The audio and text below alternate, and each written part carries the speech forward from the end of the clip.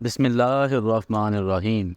میں ہوں محمد کمال منہاس، ایم کے ایجوکیشنل ریسورس کورس کوڈ 436 سیرت طیبہ علامہ اقبال اوپن یونیورسٹی کے لیکچر 17 کے ساتھ آپ کی خدمت میں حاضر ہوں۔ آج کا ہمارا لیکچر باب نمبر 3 حیات طیبہ مکی دور دوم وسط ہجرت مدینہ میں سے اگلے دو ٹاپکس حضرت حمزہ کا قبول اسلام کا واقعہ اور حضرت عمر فاروق کا قبول اسلام کا جو واقعہ ہے ان دو واقعات کے ریلیٹڈ ہوگا۔ چلیں اب کرتے ہیں لیکچر کو سٹارٹ۔ مزید آگے بڑھنے سے پہلے تمام دوستوں سے گزارش ہے کہ میرے چینل کو سبسکرائب کریں، اس کے علاوہ بیل آئیکن میں آل پر کلک کریں تاکہ آنے والی ہر ویڈیو آپ تک پہنچ سکیں۔ چلیں اب بڑھتے ہیں ویڈیو کی جانب۔ جیسا کہ ویڈیو کے سٹارٹ میں نے ڈسکس کیا تھا کہ آج کا ہمارا جو ٹاپک نیکسٹ 2 ٹاپکس پہ جن میں حضرت حمزہ کا قبول اسلام کا واقعہ ہے اور حضرت عمر فاروق رضی اللہ عنہ کے قبول اسلام کا جو واقعہ ہے اس کے ریلیٹڈ ہوگا۔ تو چلیں بات کرتے ہیں حضرت حمزہ کے قبول اسلام کے واقعے کے متعلق۔ تو سب سے پہلے حضرت حمزہ کے ریلیٹڈ ہم تھوڑی سی انفارمیشن لے لیتے ہیں۔ وہ کچھ یوں ہے کہ حضرت حمزہ رضی اللہ عنہ نبی کریم صلی اللہ علیہ وسلم کے جو چچا تھے اور آپ صلی اللہ علیہ وسلم کے رضائی بھائی بھی تھے، اور بنو ہاشم کے انتہائی باغیرت، بہادر اور جرت مند سپوت بھی تھے۔ انہیں شکار کا بہت شوق تھا۔ ایک دن شکار سے واپسی پر ایک باندی نے بتایا کہ آج تمہارے بھتیجے محمد صلی اللہ علیہ وآلہ وسلم کو ابو جہل نے سخت تکلیف دی ہے اور برا بلا کہا ہے۔ ان کی حمیت جوش میں آ گئی۔ ظاہری سی بات ہے، ایک ہم عمر چچا، یعنی کہ اتنی عمر کا جو فرق نہیں تھا ان کا نبی کریم صلی اللہ علیہ وسلم، تھوڑا ہی فرق تھا، تو ان کو جو ہے نا غصہ آیا اپنے جو بھائی ابو جہل پر، تو انہیں جوش آ گیا، غصہ آ گیا، تو ابو جہل کو تلاش کرتے ہوئے خانہ کعبہ کے صحن میں پہنچے۔ وہاں سے وہ اپنے دوستوں اور حامیوں کے درمیان بیٹھا ہوا تھا۔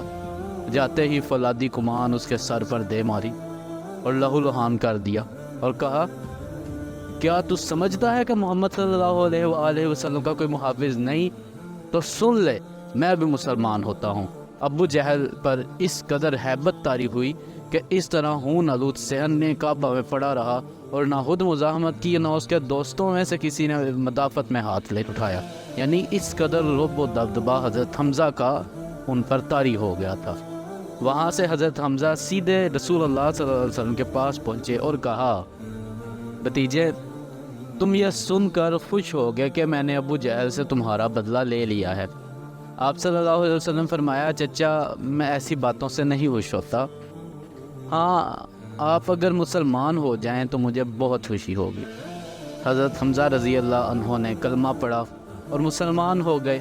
حضرت حمزہ نے اسلام کی حمایت میں بڑی جرت اور بہادری کا مظاہرہ کیا اور غزوہ احد میں شہید ہو گئے۔ اس کی تفصیلات آپ اگلے یونٹ میں پڑھیں گے۔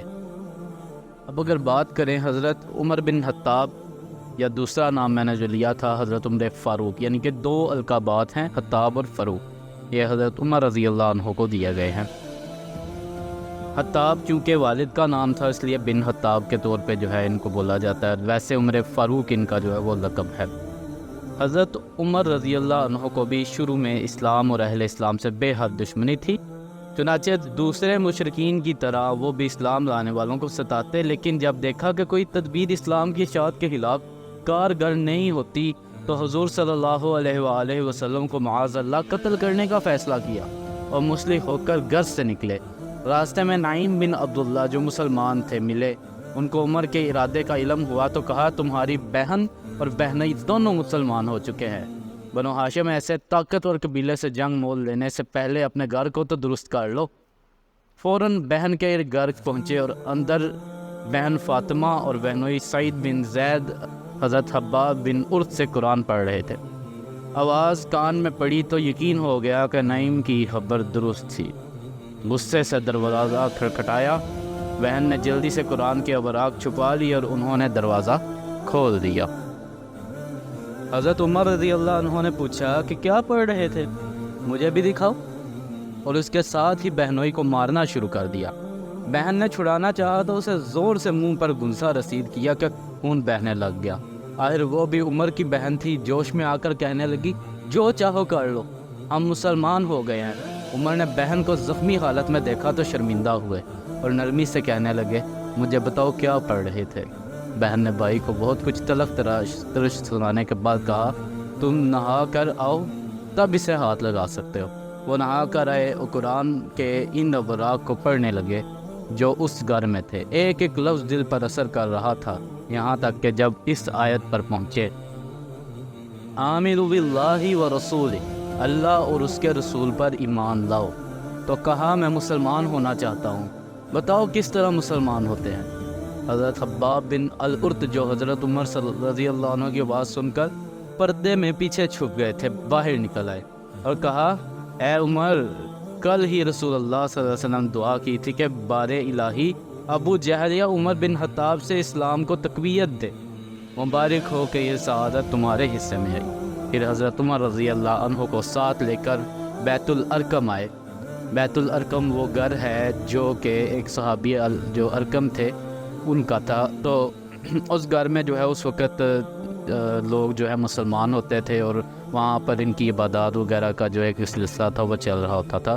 حضرت عمر اسی طرح مسلح تھے۔ دروازہ کھٹکھٹانے پر حضرت عمر کو دیکھ کر اندر والوں کو ہچکچاہٹ ہوئی، مگر حضور نے فرمایا دروازہ کھول دو۔ جب عمر رضی اللہ عنہ اندر آئے تو حضور صلی اللہ علیہ وسلم نے کپڑے سے پکڑ کر جھنجھوڑا اور فرمایا عمر کس ارادے سے آئے ہو؟ حضرت عمر رضی اللہ عنہ نے فوراً کلمہ شہادت پڑھا۔ یہ اتنا اچانک اور غیر متوقع تھا کہ صحابہ کرام نے بے ساختہ اللہ اکبر کا نعرہ بلند کیا، جس سے پورا علاقہ گونج اٹھا۔ جب حضرت عمر رضی اللہ عنہ ایمان لائے تو مسلمانوں کی تعداد خاصی ہو چکی تھی، لیکن بڑی بے کسی کی حالت میں تھے، ان کے لیے اعلانیہ نماز پڑھنا بھی ممکن نہ تھا۔ حضرت عمر رضی اللہ عنہ کے اسلام لانے سے اسلام کی تاریخ میں نیا دور شروع ہوا۔ انہوں نے بڑے مجمع میں اپنے اسلام کا اعلان کیا۔ 30-40 مسلمانوں کی جماعت کو قطار میں لے کر حرم کعبہ میں پہنچے، باجماعت نماز ادا کی اور کسی شخص کو ہمت نہ ہوئی کہ حضرت عمر رضی اللہ عنہ کے مقابلہ میں آتا۔